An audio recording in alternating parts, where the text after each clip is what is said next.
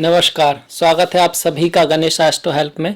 मैं हूं आपके साथ डॉक्टर दिलीप और बहुत बहुत स्वागत करता हूं ज्योतिष के इस प्रोग्राम में। इस वीडियो में हम बात करने वाले हैं कन्या राशि के लिए कैसा रहेगा आने वाला मई का महीना। हम बात करेंगे सभी ग्रहों की स्थिति का, उनका जो स्थान परिवर्तन हो रहा है तो उसका क्या असर है, जीवन के किस क्षेत्र में कुछ उतार चढ़ाव आ सकते हैं, अगर कोई नेगेटिव इफेक्ट है तो उसके लिए हम क्या कर सकते हैं, जप तप व्रत दान कर्म, जो भी हम किन बातों का ख्याल रख सकते हैं वो सारी बातें करेंगे। देखिए, इस तरह से दिखती है आपकी गोचर कुंडली। गोचर का मतलब फिलहाल जो ग्रहों की स्थिति है। एक आपकी जन्म कुंडली है जिसमें आपका प्रारब्ध लिखा है, एक गोचर कुंडली है, फिलहाल जो समय है वो। तो इस तरह से देख सकते हैं आप, ये प्रथम भाव है जिसमें कोई ग्रह नहीं है। इसमें 6 नंबर जो लिखा है ना, ये छठी राशि को दिखाता है। चूंकि आपकी राशि छठी है, कन्या है, वर्गो है, तो यह इसलिए यहाँ पे छठा नंबर लिखा है। बाकी ये पहला भाव है, ये दूसरा भाव है, यहाँ पर भी आप देख सकते हैं कोई नहीं है। ये तीसरा भाव है, इसमें 8वीं राशि वृश्चिक है और जिसमें केतु है। चौथा भाव है, इसमें 9वीं राशि धनु है, कोई ग्रह नहीं है। ये पंचम भाव में आपके 10वीं राशि मकर में शनि महाराज गोचर कर रहे हैं। शनि 23 तारीख को वक्री हो जाएंगे और तो उसका जो असर होगा मेनली 23 तारीख के बाद होगा। 23 तारीख तक वो आपने जो ऐसा उनका चल रहा है मार्गी ही रह रहे हैं। शनि का वक्री होना आपके लिए बहुत ज़्यादा पॉजिटिव नहीं है, पर उसका कुछ पॉजिटिव कुछ नेगेटिव जो भी होगा उसके बारे में हम बात करेंगे। गुरु जो है छठे भाव में कुंभ राशि में गोचर कर रहे हैं, धनिष्ठा नक्षत्र में गोचर कर रहे हैं। सप्तम भाव में आपके कोई ग्रह गोचर नहीं करा। अष्टम में सूर्य जो है 14 तारीख तक रहेंगे, मेष राशि में, उच्च की राशि में रहेंगे सूर्य। और ये है आपका भाग्य का भाव, लक का भाव, फॉर्च्यून का भाव, जिसमें आपके सूर्य हैं, बुध हैं, शुक्र हैं, राहु हैं। सूर्य यहाँ 14 तारीख को आएंगे, बुध यहाँ पर आपके 23 तारीख तक हैं और शुक्र यहाँ पर आपके 28 मई तक रहेंगे, बुध 26 मई तक रहेंगे। राहु पूरे महीने आपके भाग्य भाव में ही रहने वाले हैं। ये 10म भाव है जिसमें मिथुन राशि है, जिसमें मंगल और बुध गोचर कर रहे हैं। बाकी के एकादश भाव और द्वादश भाव में आपकी कुंडली के कोई ग्रह गोचर नहीं कर रहा है। तो ये तो रहा ग्रहों की स्थिति। अब इसके रिजल्ट पर आते हैं। देखिए, रिजल्ट के मामले में देखा जाए तो सबसे पहले जो पॉजिटिव चीजें हैं हम उनको लेते हैं। लग्नेश भाग्य के भाव में है और भाग्य का स्वामी भी भाग्य भाव में है। तो ऐसे में अगर आपका बुध की दशा या शुक्र की अंतरदशा है या शुक्र की दशा बुध की अंतरदशा है तो भाग्य आपका साथ देगा। ढैया के बावजूद भाग्य साथ देगा। भाग्यवश कुछ अच्छी घटनाएं होंगी। अब्रॉड जाने का अगर आपका कुछ सपना था वो पूरा हो सकता है। उच्च शिक्षा के लिए अच्छा समय है। अगर कहीं आप बड़ी शिक्षा प्राप्त करना चाहते थे, कहीं बाहर पढ़ने के लिए जाना चाहते थे, पीएचडी वगैरह के लिए बाहर जाना चाहते थे, तीर्थ यात्रा के लिए अच्छा समय है। लक्ष्मी के लिए, पैसे के लिए, धन के लिए भी अच्छा है, पर उन्हीं लोगों के लिए है जिनका शुक्र की दशा, बुध की अंतरदशा, बुध की दशा, शुक्र की अंतरदशा और इनकी कुंडली में स्थिति अच्छी है और तब ही इसका रिजल्ट आ पाएगा। पिता से, गुरुओं से, सीनियर्स से लाभ हो सकता है, यात्राओं से लाभ हो सकता है। राहु यहां पर बैठकर आपको विदेश यात्रा करा सकते हैं, बाहर ले जा सकते हैं। सूर्य का यहां होना थोड़ा सा पिता से लाभ तो जरूर दिखा रहा है, पर थोड़ा मतभेद हो सकता है, ओपिनियन में डिफरेंस आ सकता है पिता के साथ या अपने से गुरुओं के साथ, बड़ों के साथ। हालांकि उनसे लाभ होने की संभावना बनी हुई है। बुध की अगर हम बात करें तो एक तरह का धर्म कर्म अधिपति योग भी बना हुआ है। मतलब ऐसे समय आपको कोई ऐसा काम मिल सकता है जो धर्म को, जो पैसा तो दिलाएगा ही दिलाएगा, धर्म की स्थापना में भी आपकी सहायता करेगा। कोई अच्छा काम आपकी लाइफ में आ सकता है। और बुध यहाँ 26 तारीख के बाद फिर 10म में आएंगे तो वहां जाकर भद्र नाम का महापुरुष योग बना देंगे। वो बहुत अच्छा है। उससे क्या होगा, पद प्रतिष्ठा, प्रमोशन, समाज में स्थिति में सुधार होगा, व्यापार बढ़ेगा, जॉब लग सकता है। ये सब चीजें हो सकती हैं। क्या सभी का होगा? नहीं होगा। जिनकी जन्म कुंडली में दम है, जिनकी बुध की दशा महादशा चल रही है, उनके साथ ही होगा। क्योंकि प्रारब्ध तो वहीं लिखा है ना, यहाँ तो सिर्फ हम गोचर की बात कर रहे हैं। और इसके बाद बुध के बाद अगर हम मंगल को देखें, देखिए मंगल पूरे महीने आपके दसम भाव में है और मंगल आपके अष्टम जो भाव होता है उसका मालिक है और तृतीय भाव का मालिक है। अगर हम अष्टम भाव की बात करें तो अचानक आने वाले चेंज, डर, देर, दुर्भाग्य, समाधि, पैतृक संपत्ति, दूसरों का पैसा, अदर पीपुल मनी को दिखाता है। ऐसे में अष्टमेश और तृतीयेश का कार्य में आना, कार्य में बहुत सारी मेहनत, हार्डवर्क, कार्य में बदलाव, और इवन दो कार्य में कोई प्रॉब्लम भी आ सकती है, बदनामी भी हो सकती है और बहुत अच्छा नहीं है। पर ये उन्हीं के लिए ज़्यादा है जिनका मंगल की दशा महादशा है या उनकी जन्म कुंडली में मंगल यहाँ पर है और अब फिर से गोचर में भी मंगल के ऊपर से जा रहा है, तो फिर मंगल का जो है असर वो एक्टिवेट हो जाएगा, तो ये घटनाएं हो सकती हैं।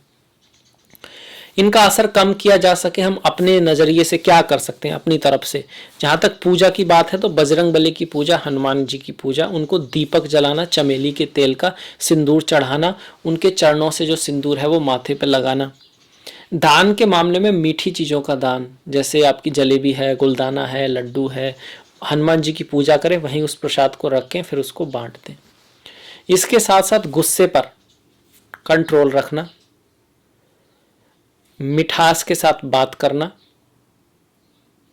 दूसरों के प्रति सम्मान मन में रखना, जल्दबाजी में कोई निर्णय ना लेना, माता का सम्मान करते रहना, माता के साथ अच्छे रिश्ते बनाने की कोशिश करना, भले ही वो कुछ कहें तो उस बात को इग्नोर कर देना, उससे मंगल स्ट्रांग होंगे। अपने भाइयों के साथ, कोई भाई है या आपके साथ वाले हैं उनके साथ कोई भी पक्षपात ना करना, कुछ भी इस तरह का कि उनका कोई हक है, उनका कोई पैसा बनता है तो उसमें आप किसी तरह की कोई भी कमी करें या कोई भी गलत काम भाइयों के, दोस्तों के साथ, क्योंकि मंगल उसके कारक हैं।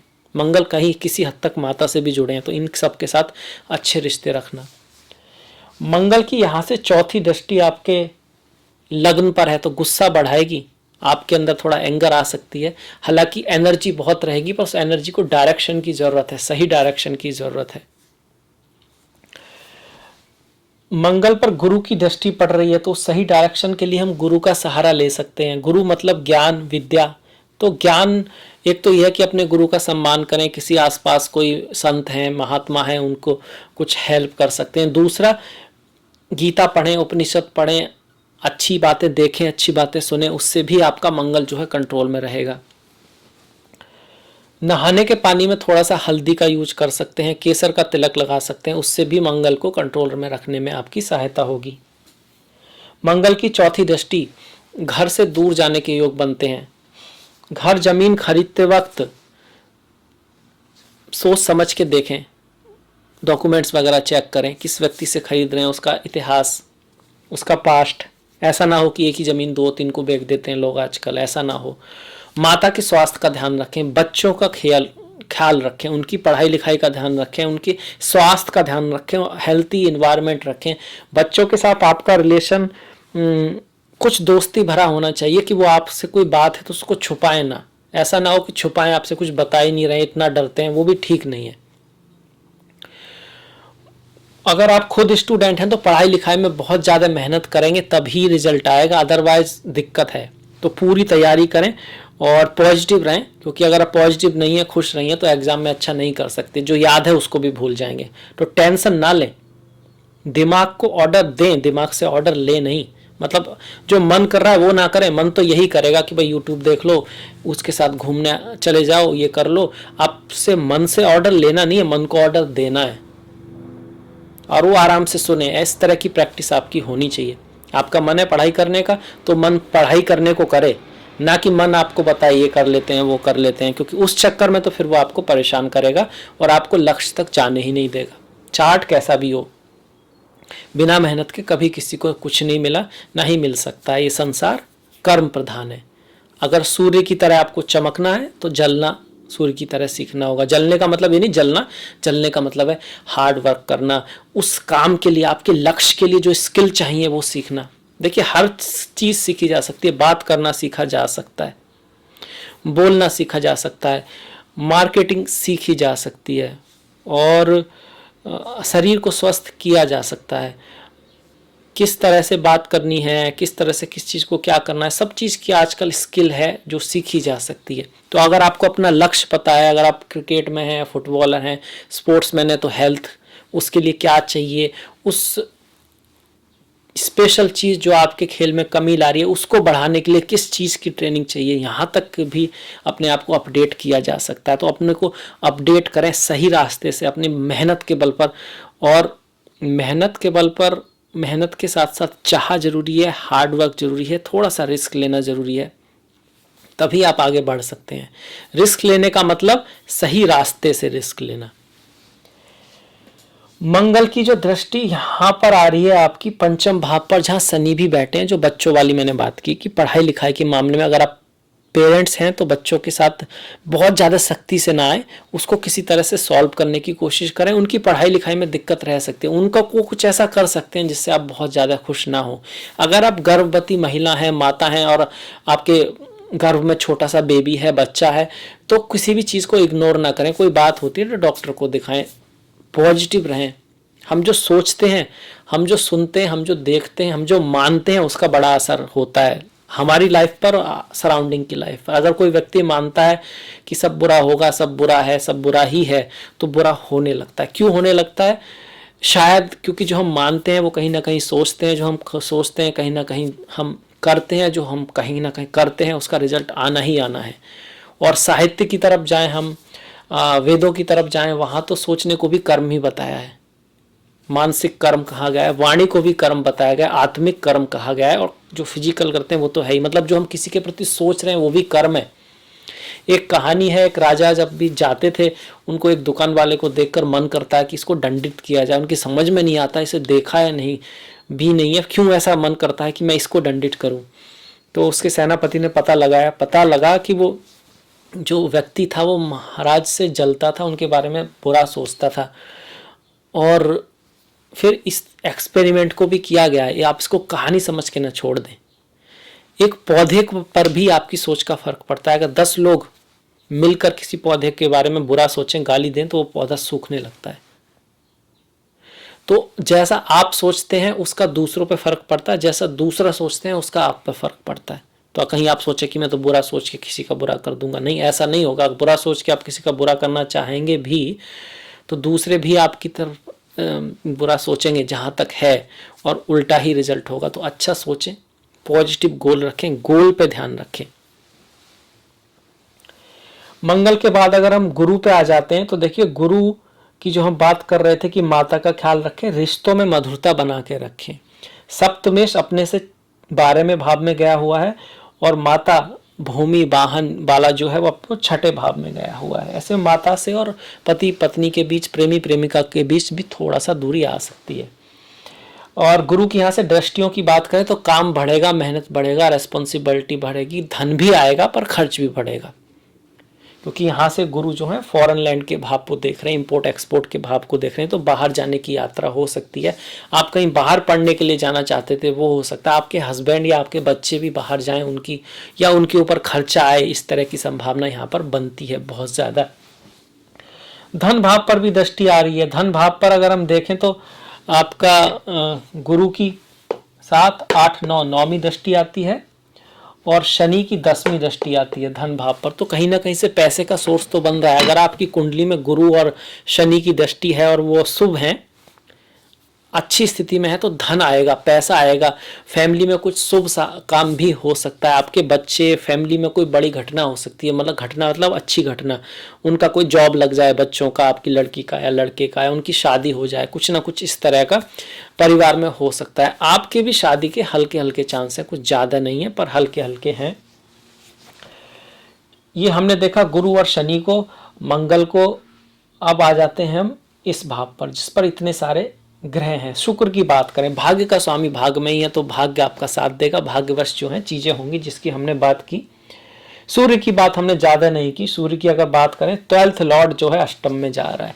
अच्छा है, 12th लॉर्ड अष्टम में जाता है तो व्यक्ति का अकाल्ट, एस्ट्रोलॉजी, ज्योतिष, इस सब में रुचि रहती है, और बाद में जब 12th लॉर्ड आपका 9th में आ रहा है, भाग्य में जा रहा है, तो 14 तारीख के बाद कोई यात्रा को चांस दिखाता है, यात्रा बढ़ने का चांस है, कहीं जाने का चांस है, कुछ यात्रा हो सकती है। वो एक अलग बात है, आजकल कोरोना है तो कोरोना के चक्कर में एयरपोर्ट ही बंद है, अगर तो आप नहीं जा पाएंगे। वो ग्लोबल कुंडली होगी, बड़ी कुंडली होगी, पर हाँ कहीं ना कहीं यात्रा के, पिता के ऊपर खर्च के, यात्रा के ऊपर खर्च के यहाँ पर योग बने हुए हैं। 14 तारीख के बाद आपके जो छोटे भाई हैं, भाई बहन हैं, पड़ोसी हैं, उनसे थोड़ी दूरी आ सकती है, कुछ मिसअंडरस्टैंडिंग क्रिएट हो सकती है। कारण सूर्य का यहाँ पर आना और केतु का तृतीय भाव में होना। केतु का तृतीय भाव में होना वैसे भी आपको थोड़ा सा लेजी बनाने की कोशिश करेगा, आप थोड़ा भाग्यवादी रहेंगे कि भाई जब किस्मत में होना होगा हो जाएगा। पर सत्य यह है कि किस्मत तो भाग्य थोड़ी ना बनाता है, किस्मत तो कर्म ही बनाता है, जो मेहनत करता है उसी की किस्मत बनती है। वो एक अलग बात है, आप पिछले 1000 जन्मों में आपने कुछ पुण्य किया है, मेहनत किया है, उसका भी रिजल्ट आएगा, या आप कुछ बुरा किया है उसका भी रिजल्ट आपके कभी कभी मेहनत को रोक के रख सकता है। पर कब तक रख सकता है? जो एंड तक मेहनत करेगा तो कहीं ना कहीं तो उसका नेगेटिव जो कर्म है वो खत्म होंगे और उसका पॉजिटिव कर्म का शुरुआत होगी। तो कभी अगर ऐसा हो भी रहा है कि आप हार्ड वर्क कर रहे हैं, आप मेहनत कर रहे हैं और कोई रिजल्ट नहीं आ रहा, तब भी पॉजिटिव रहना है, खुश रहना है। इसका मतलब ये कहीं ना कहीं कुछ नेगेटिव कर्म है जो आपको रिजल्ट नहीं देने दे रहे हैं, पर कभी तो वो खत्म होंगे, और वो खत्म हो रहे हैं, ये तो खुशी की बात है। फिर अच्छी बात शुरुआत होगी, रात के बाद दिन का सवेरा होगा। तो लगे रहिए, मेहनत करते रहिए, गोल के प्रति आप सही रास्ते से लगे रहिए, नई नई टेक्निक लगाइए, सोचिए कैसे कर सकते हैं, पर सही रास्ते से सोचिए, कोई ना कोई रास्ता जरूर होगा। ईश्वर जब 10 दरवाजे बंद करता है तो एक दरवाजा जरूर खुला रखता है। वो बात अलग है कि हमारी नजर उसी दरवाजे पर हो और आसपास के दरवाजे हमें दिखाई ना दें। इस बात का ध्यान रखिएगा। मंगल की अगर हमने बात की तो मंगल देखिए कंपटीशन रहेगा, कार्य में चेंज भी आ सकता है, कार्य में कंपटीशन रहेगा। आपके आसपास वाले, आपके साथ जो काम करने वाले हैं वो थोड़ा सा आपको हानि पहुंचाने की कोशिश कर सकते हैं। हानि का मतलब आपसे आगे निकलने के लिए कुछ थोड़ा बहुत पॉलिटिक्स, बैकवाइटिंग, ये सब जो है कार्य के क्षेत्र पर रहने वाला है। 26 तारीख के बाद जब बुध आएंगे तो स्थितियां बेटर हो जाएंगी, तब चीजें अच्छी हैं। शनि की हमने जब बात कर रहे थे तो शनि की हमने संतान के मामले में, पढ़ाई लिखाई के मामले में तो बात की कि वहाँ पर हार्ड वर्क रहेगा, मेहनत रहेगा, गर्भवती जो महिला हैं वो ध्यान रखें। पर उसकी तीसरी दृष्टि आज के सप्तम भाव पर है, तो मैरिज लाइफ में भी कुछ थोड़ा सा किसी कारण से बहुत बिजीनेस हो सकती है, आपके हस्बैंड या वाइफ बहुत बिजी रह सकते हैं, मिलने में थोड़ा कम समय मिले, ये रह सकता है। शनि की एकादश भाव पर जो दृष्टि है तो लाभ जो है वो रुके रहेंगे। मतलब आप रिजल्ट तो कर रहे हैं, मेहनत कर रहे हैं, पैसा भी आ रहा है, वो या तो खर्च हो रहा है, किसी कारण से जो आप उससे सपना अचीव करना चाहते थे अपना, वो हो नहीं पा रहा, जो करना चाहते थे उसके लिए उतना पैसा नहीं जुड़ पा रहा है, ये सब चीजें रहेगी। और शनि की जो धन भाव पर दृष्टि है वो अच्छी है, शुभ है। तो क्या करें? शनि की जो गोचर है उसको थोड़ा शुभ बनाने के लिए हार्ड वर्क करें, मेहनत करें, छल कपट से बिल्कुल दूर रहें। नीचे के तकवे के जो लोग हैं, गरीब लोग हैं, विकलांग लोग हैं, वृद्ध लोग हैं, उनकी सेवा सम्मान करें, खास करके शनिवार को, बाकी किसी भी दिन कर सकते हैं। काला कुत्ता, काली गाय आदि की सेवा करें। हनुमान जी, माता काली, भगवान श्री कृष्ण और भोलेनाथ में से किसी की भी पूजा कर सकते हैं जो आपके दिल के ज़्यादा करीब हो, क्योंकि इन सभी से शनि महाराज का पुराणों में मिलता है। हनुमान जी को तो रामायण के समय उन्होंने वचन दिया था शनि महाराज ने कि जो उनकी पूजा करेंगे उनको 7.5 ढैया इन सब का असर नहीं मिलेगा। भगवान भोलेनाथ के तो वो शिष्य भी हैं और उनके भक्त भी हैं। भगवान श्री कृष्ण के वो बहुत बड़े भक्त हैं। माता काली से उनका बड़ा घनिष्ठ संबंध है। शनि काल है और माता काली काल को नियंत्रित करती हैं। तो इनमें से किसी की भी आप पूजा करें शनिवार को तो आपको शनि जनित जो प्रॉब्लम है उससे छुटकारा मिलेगा, उसके जो फायदे हैं वो आपको मिलेंगे। इसके अलावा जेल, हॉस्पिटल, क्योंकि जेल शनि उसके कारक हैं, हॉस्पिटल क्योंकि बीमारी के कारक हैं आपके, शमशान मृत्यु के कारक हैं, वृद्धाश्रम वृद्ध जो लोग हैं उनके कारक हैं, और अनाथालय मतलब जिनका कोई नहीं है उनका भी शनि कहीं ना कहीं कारक हैं। तो उनके वहाँ पर कुछ सेवा करते रहना। इसके अलावा अपने कार्य पर ईमानदारी से काम करना। आपके अगर कोई बॉस हैं तो उनके प्रति वफादार रहना। आपसे अगर नीचे वाले लोग हैं तो उनके पैसों, उनके अधिकारों में कभी भी कोई गड़बड़ी नहीं करना। जितना उनका बनता है उतना उनको देना। ज़्यादा देने की नहीं कह रहे, पर जितना बनता है उसका आप ख्याल रखें, तो शनि आपको अच्छा रिजल्ट देंगे। राहु कि अगर बात करें भाग्य भाव में राहु है, उसकी हम लगभग हमने सभी ग्रहों की बात की, केतु की बात की, शनि की बात की, गुरु की भी बात की हमने। 1 2 3 4 5 दसम भाव पे आकर आपके पद प्रमोशन पद प्रतिष्ठा को बढ़ाने वाले हैं, पर कार्य बहुत बढ़ेगा, मेहनत बहुत कराएंगे, खर्चा भी बहुत आएगा, पर कहीं ना कहीं से धन की आमदनी भी रहेगी। राहु की भी बात की, तो सभी ग्रहों को हमने देख लिया है। अब हम बात करते हैं इस महीने के कुछ त्योहारों की। क्या कौन से त्योहार हैं? देखिए 14 मई को अक्षय तृतीया है, बहुत महत्वपूर्ण दिन है। इस दिन आप किसी काम की शुरुआत कर सकते हैं। आप कुछ चाहते थे, कुछ बड़ा काम करना, कोई नया प्लान बनाना, घर खरीदना, गाड़ी खरीदना, कोई काम की शुरुआत करना, अपना कुछ भी आपका मन हो, कोई चीज़ स्टार्टिंग के लिए बहुत अच्छा दिन है। 26 तारीख को बहुत ज़्यादा बड़ा कोई स्टेप मत लीजिएगा, क्योंकि ग्रहण है। हाँ, पूजा दान आदि के लिए, मंत्र सिद्धि के लिए अच्छा समय है। 9 और 24 तारीख का प्रदोष व्रत है, तो आप भगवान भोलेनाथ की भक्ति करें। जिनका चंद्रमा एफ्लिक्टेड है, जिनकी कुंडली में काल सर्प योग है, विष योग है, उनके लिए ज़्यादा है। बाकी सभी लोग भोलेनाथ की भक्ति से कह सकते हैं आनंद प्राप्त कर सकते हैं और ज्ञान प्राप्त कर सकते हैं, लाभ होगा। वर्णोत्थनी एकादशी है 7 मई की, और मोहिनी एकादशी है आपकी 23 तारीख की। वर्णोत्थनी जो एकादशी है, इसकी कहानी पढ़िएगा। उसमें एक महाराज हैं, शायद वो भक्ति करते हैं भगवान श्री विष्णु की, तो उस समय कोई जानवर आ जाता है, उनके पैर को खाने लगता है, बराह के टाइप का, पर वो अपनी तपस्या तोड़ते नहीं है। वो जानवर जो है उनके पैर को थोड़ा सा काट लेता है, जो भी है, तो भगवान श्री विष्णु आते हैं, उसको मुक्ति देते हैं, क्योंकि वो जानवर से उसका पहले जन्म की कोई कहानी रहती है, लेना देना रहता है। तो भगवान से वो पूछते हैं, मैं तो इतने अच्छे काम में था, बढ़िया काम में था, भक्ति कर रहा था, तपस्या कर रहा था, फिर भी ये आ गया और ऊपर से मेरा पैर खाने लगा, ऐसा क्यों?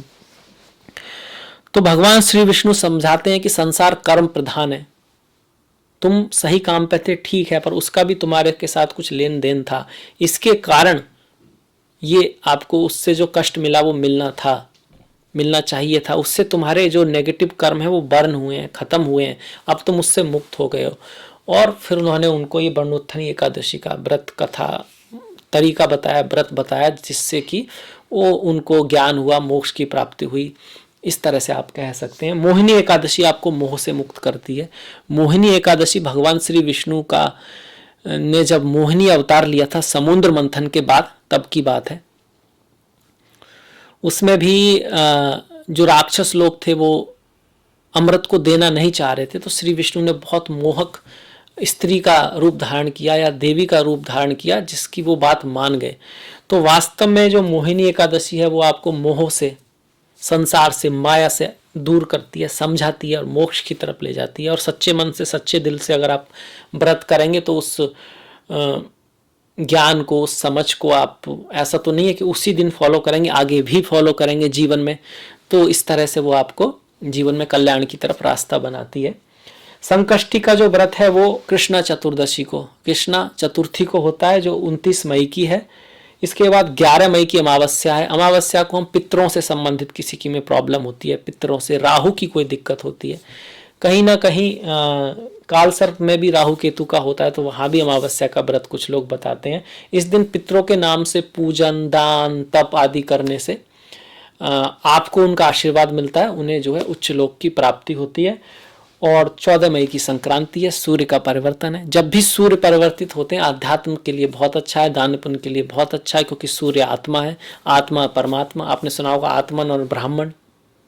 ब्राह्मण मतलब ईश्वर का विराट स्वरूप, आत्मन मतलब हम भी उसी हैं, समुद्र की एक बूंद। पर समुद्र की एक बूंद और समुद्र वास्तव में तो एक ही है, बस वो बहुत बड़ा है, पर है तो बूंद बूंद से ही सागर बनता है, उस तरह से।